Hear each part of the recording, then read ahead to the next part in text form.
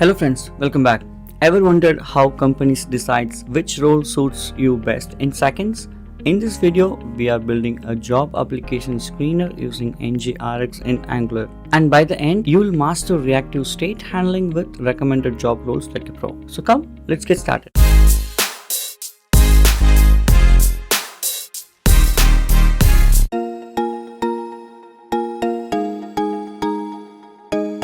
So let's do a quick recap of what is NgRx. NgRx is a state management library for Angular. It actually helps your Angular app to remember and manage the data, and that's called state. Okay, and that's happening across the multiple components in a very structured and a predictable way. So in the previous video, we saw the real life analogy, like where you and waiter related concept, and the basic terms in NgRx. So let's quickly recap before we step into the second example in today's video. So we have to know about these terms: a store, state, action, reducer, selector, and dispatch. Okay, so store means basically imagine you have an empty place in an empty room in your home, and that's called store, where you can go and keep some stuff, right? That stuff is called your data. So here state is, so store is basically that empty room, and whatever you keep right there in an application perspective, all of those app wide data, okay, that is where it is stored in there, right? So that's called a state. So that's the actual data inside the store, that's called state. Now action is when somebody is changing and wanted to change something on that data. Okay, like you stored some 10 books in the room.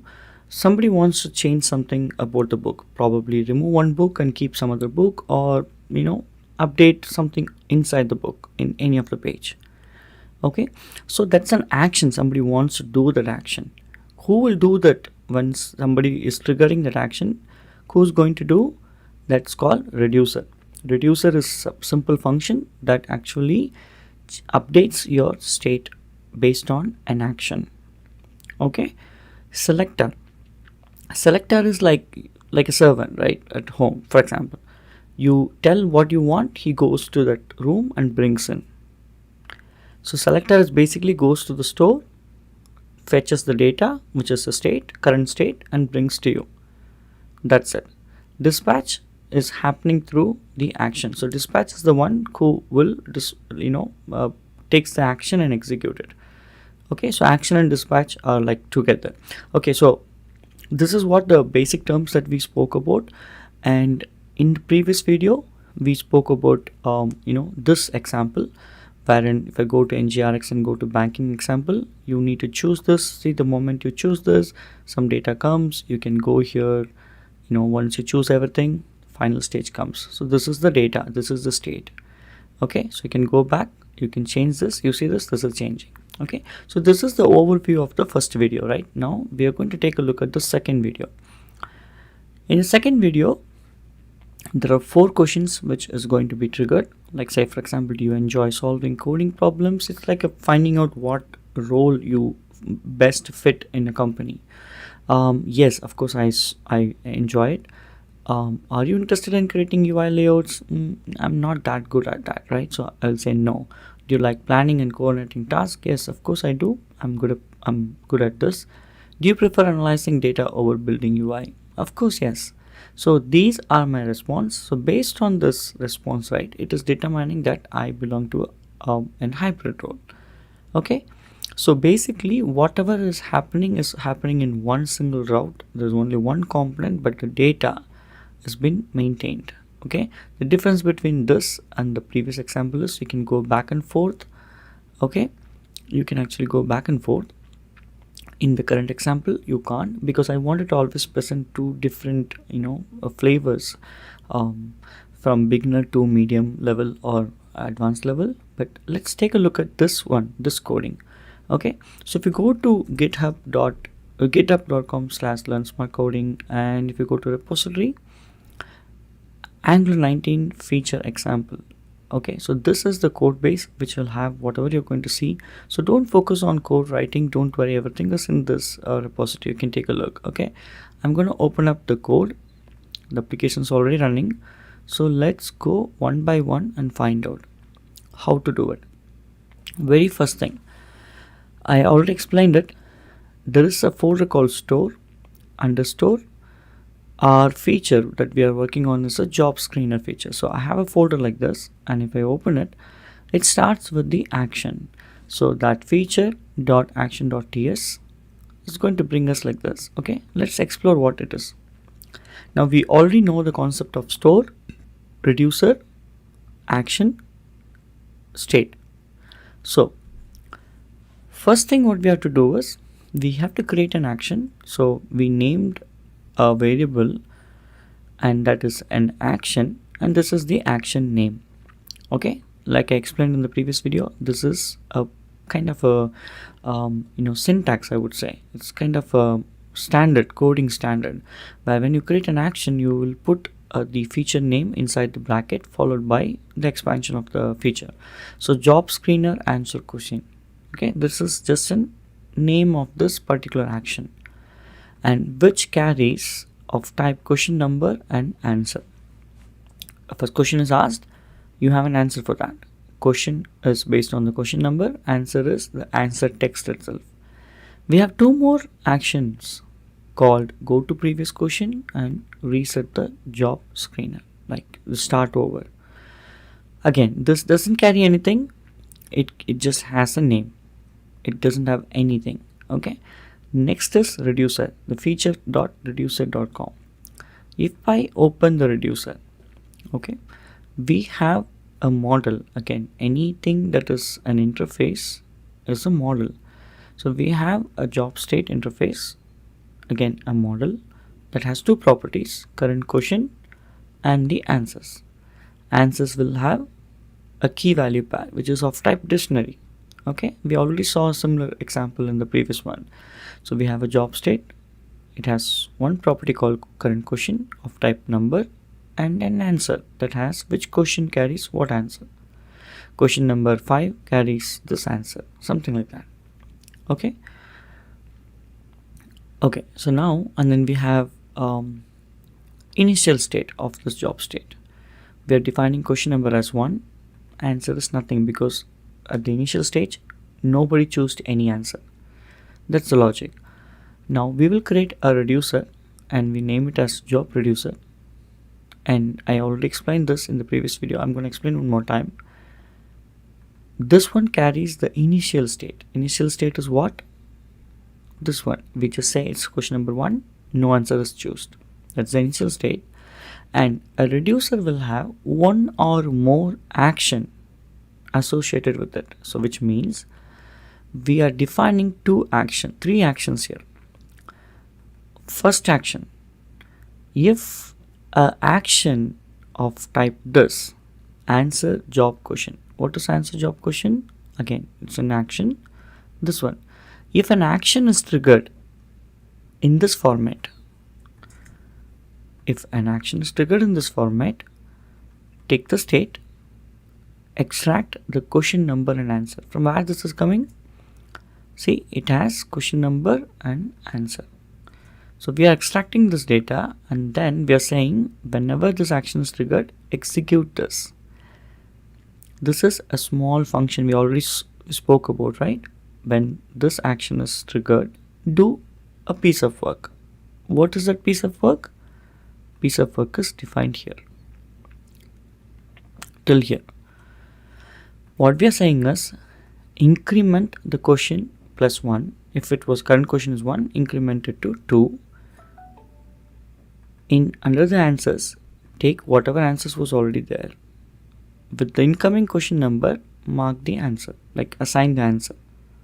So for example here, if we are in the second question, the first question will be here, second question's answer will be updated. Similarly, if this action comes, take the existing state. If the current question is 1, don't do anything. If current question is 2, which means they will have to go back. The current question needs to be current question minus 1. That is what this logic is. Okay, how much back you can go back? If you are on the first question, you cannot go back, right? That's what this will be. If you are more than the first question, if you decide to go back, we are just subtracting by 1. And then if this kind of action comes, simple, reset everything. What does it mean? Start over. When I click this, it resets everything. That is what the reducer is. I'll explain you still code by code. Selector is like, it's a getter. Like, it goes to the store, gets the value. So we have a feature selector called job of type this, and then we create 2 selectors. A selector of this type get me the current questions. Of this type, which is select job answers, the state, and get me all the answers. These 2 selectors. Now we have a component called job seeker. Okay, here what we do, we go to this component and let's take a look at what it is. This module requires common module and form module because we use ng for directives and the ng model. Ng model is for form module, directives is for common modules. That's why we imported these 2. Now we have a component, same logic. The current question is of type observable. At the very beginning, we inject the store and then we hook up the question. Similarly, answers is of type observable of key value pair. We take it from the store with this. These 2 are selectors. See, that's why it starts with select. We are just wiring up. It's kind of wrapping up. Okay, first time we are just wiring up. That's it. Now we have our own question. Question number 1, 2, 3, 4. 4 questions. Okay, and all the question has yes or no answer. That's it. So what we are doing, go back to the UI.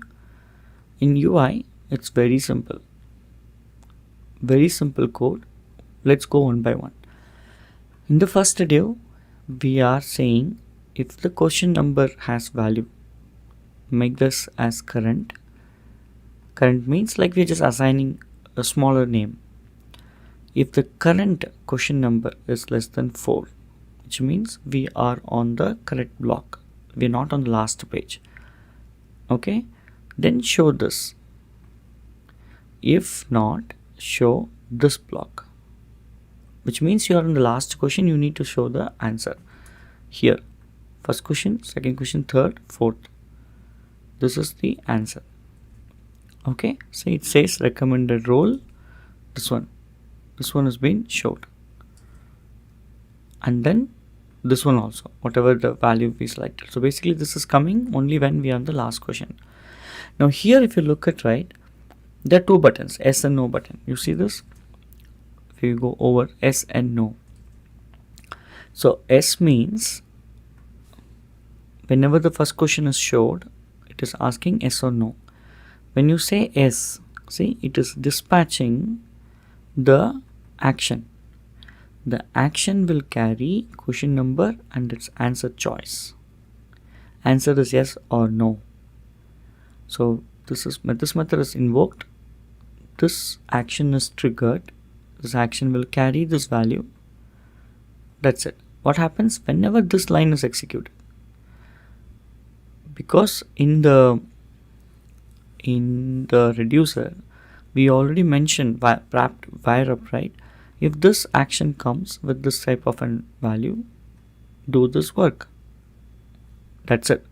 Reducer will do whenever you click, say, any of these things. Yes, this is called same method, right? Just the answer is different. So this will eventually trigger the reducer. Similarly, we have buttons called go back here. That what it is doing, it is another action. If you look at this, go to previous action.